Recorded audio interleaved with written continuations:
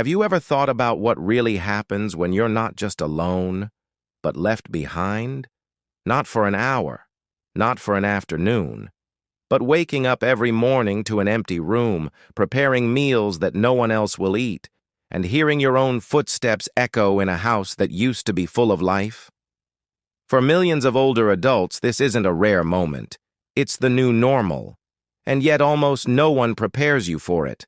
The truth is, aging alone can be both a quiet heartbreak and a hidden opportunity. The difference lies in what you do about it.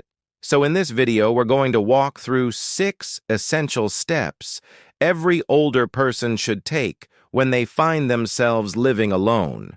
These are not shallow self-help tips. These are deeply rooted, research-backed habits that have helped thousands of older adults maintain their clarity, dignity, and joy, even in solitude. Stay with us until the end, because the final tip could completely change the way you see your time alone. It's something most people overlook, yet it might just be your greatest source of strength. Let's get started. Number 1. Create a morning anchor. When you live alone, the morning can feel endless.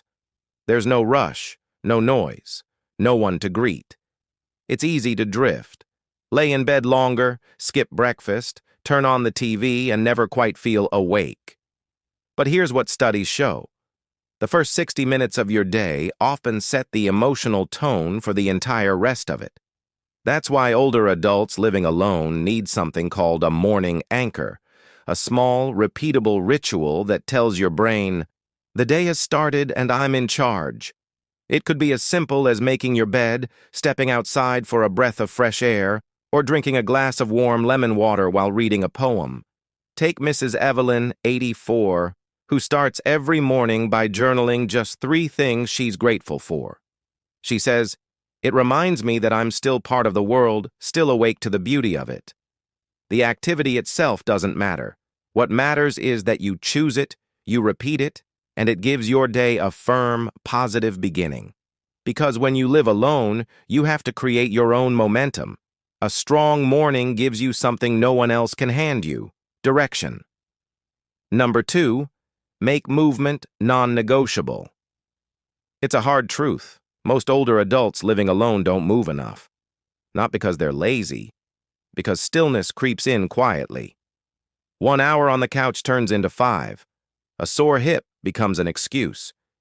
Before you know it, muscles shrink, joints stiffen, and independence slips away. But here's the secret. You don't need intense workouts. What you need is intentional movement, daily, gentle, and deliberate. Stretch while the coffee brews.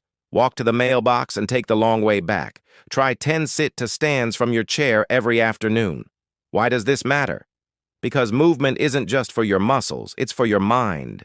Studies link regular light activity to improved mood, better sleep, sharper memory, and even longer life. Eleanor, 76, started walking indoors during commercial breaks. It became a habit.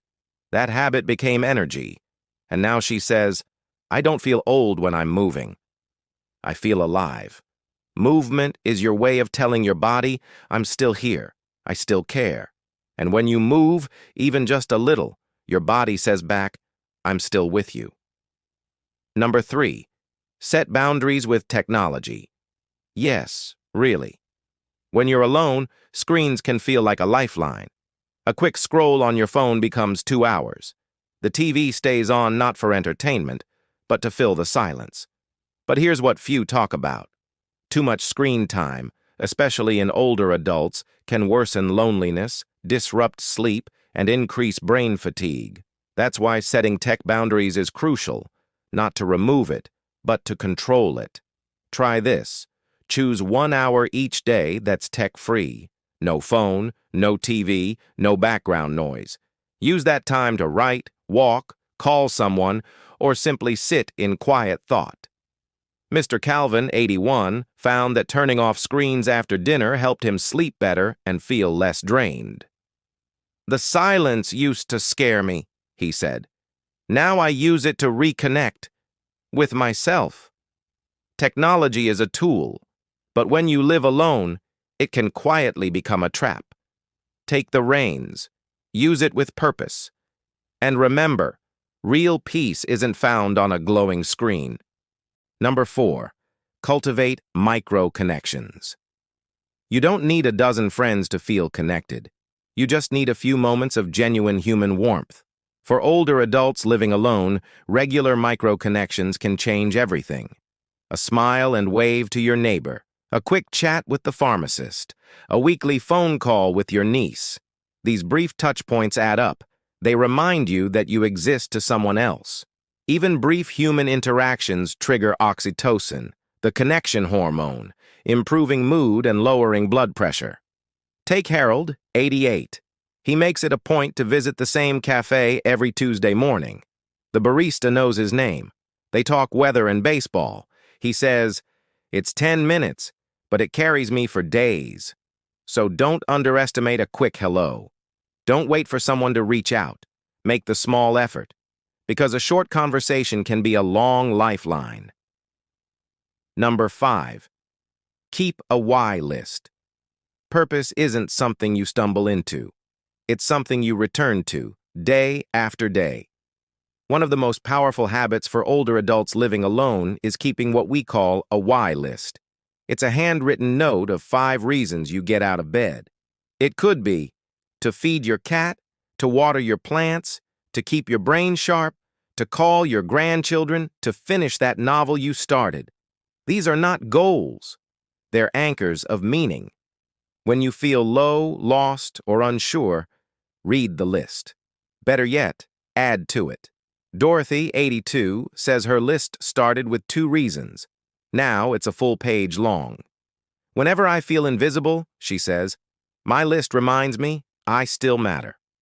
Purpose doesn't have to be loud, but it has to be real. And when you live alone, it's your fuel. Number 6, design your evenings with intention. Evenings can be the hardest. The world grows quiet. The shadows stretch long. And if you're not careful, loneliness whispers louder after dark. That's why designing an intentional evening routine is essential.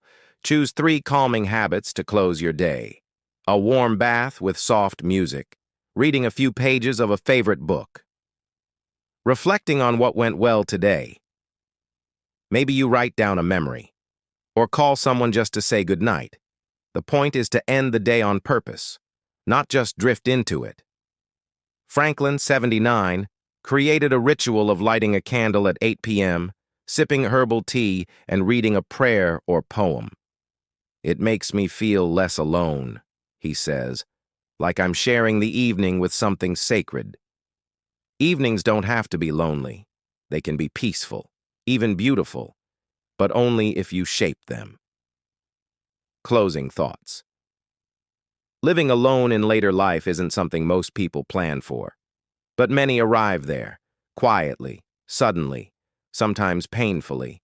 And the truth is, it can be deeply disorienting, but it doesn't have to stay that way. With a steady morning anchor, gentle daily movement, boundaries with your screen time, intentional connection, a personal why list, and a peaceful evening rhythm, you can not only protect your well-being, you can build a life that still feels like yours.